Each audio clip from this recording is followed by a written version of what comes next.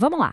Hoje a gente vai mergulhar num dos conceitos mais geniais da computação, que é o segredo que faz as máquinas serem tão rápidas, mesmo quando as peças delas têm velocidades completamente diferentes. Nós estamos falando, claro, da hierarquia de memória. Para começar, vamos pensar nesta pergunta aqui. É muito fácil cair na ideia de que um processador mais rápido, pronto, significa um computador mais rápido. Mas a história é bem mais complexa e, sinceramente, muito mais interessante. E aqui está o centro do problema.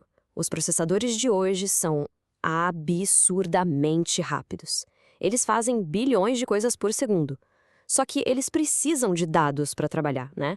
E esses dados vêm da memória principal, que é, nossa, muito mais lenta. Esse descompasso cria o que a gente chama de gargalo, que acaba limitando o desempenho do sistema inteiro. O que nos joga direto a esse dilema. Olha, no mundo perfeito, a gente teria uma memória que fosse super rápida, gigante e barata. O problema, na vida real, a tecnologia simplesmente não consegue juntar essas três coisas. A memória que é rápida custa caro e tem pouco espaço. A que tem muito espaço é mais barata, mas é lenta. E agora, como é que se resolve isso? A solução para esse impasse todo não é um tipo só de memória, mas sim um sistema, uma organização super inteligente em formato de pirâmide. E olha só para ela. Essa é a famosa hierarquia de memória. Lá no topo, temos memórias pequenininhas, caríssimas e absurdamente rápidas. Conforme a gente desce, a memória vai ficando maior, mais barata e mais lenta. A grande sacada desse sistema todo é dar para o processador a ilusão de que ele está usando uma memória gigantesca que tem a velocidade do nível mais rápido lá de cima. Mas assim, para essa ilusão toda funcionar, o sistema precisa contar com uma característica fundamental de como os programas de computador funcionam. É o ingrediente secreto que faz a mágica acontecer.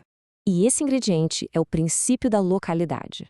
Basicamente é o seguinte, os programas não saem acessando dados e instruções de forma aleatória pela memória inteira. Eles costumam focar em áreas pequenas por um certo tempo. E essa localidade se divide em duas ideias principais. A primeira é a localidade temporal. Se um dado acabou de ser usado, a chance dele ser usado de novo daqui a pouco é altíssima. Pensa num loop num código, por exemplo. A segunda é a localidade espacial. Se um dado foi acessado, os dados que estão fisicamente pertinho dele na memória também têm uma chance enorme de serem acessados logo em seguida. A melhor analogia para isso é a cozinha de um chefe de restaurante. Imagina só, o chefe não vai até o depósito gigante toda vez que precisa de uma pitada de sal. Não. Ele traz os ingredientes que mais usa para uma despensa próximo e aqueles que ele está usando naquele exato momento ficam ali, na bancada, ao alcance da mão. A hierarquia de memória faz exatamente a mesma coisa com os dados. Certo. Então, que tal a gente fazer um tour rápido por esses níveis? De cima para baixo na nossa pirâmide. Olha só para as diferenças, para ter uma noção da escala. Lá no topo, os registradores, que ficam dentro do processador e têm acesso em nanosegundos. Logo abaixo, a memória cache. Depois vem a memória principal, a RAM, e na base, a memória secundária, tipo SSDs. Agora repara na diferença absurda no tempo de acesso, de nanosegundos para milissegundos. É uma diferença de milhões de vezes. E a coisa fica ainda mais legal. A própria memória cache é, na verdade, uma mini hierarquia. A gente tem a cache L1, a menor e mais rápida de todas, a L2, um pouco maior e mais lenta, e a L3, que é compartilhada entre vários núcleos do processador. Tudo isso para garantir que o processador, que está sempre faminto por dados, nunca precise ficar esperando. Ok, a estrutura ficou clara, mas como é que isso se traduz na velocidade que a gente percebe no dia a dia? Bem, tudo se resume a dois conceitos: acertos e falhas.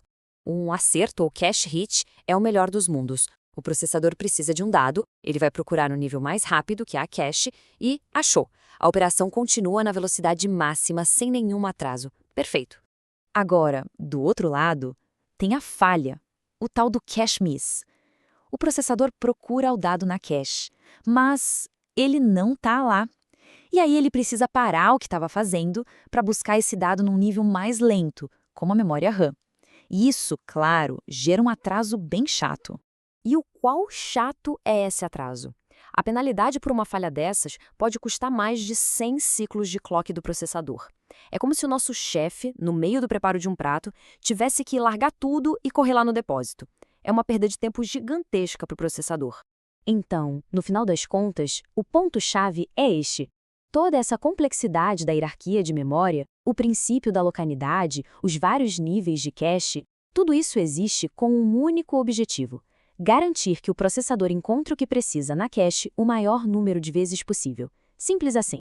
Essa pirâmide tem sido a base de tudo na computação por décadas. Mas e o futuro? Será que ela vai existir para sempre? Existem pesquisadores que imaginam um futuro bem diferente, com uma coisa que estão chamando de memória universal. A ideia é que, talvez um dia, a gente não precise de tantos níveis diferentes assim.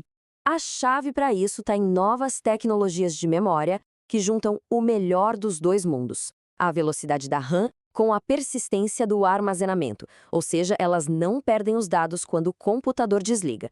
Se isso der certo, um dia a gente poderia unificar a memória principal e a secundária, simplificando essa pirâmide de uma forma radical.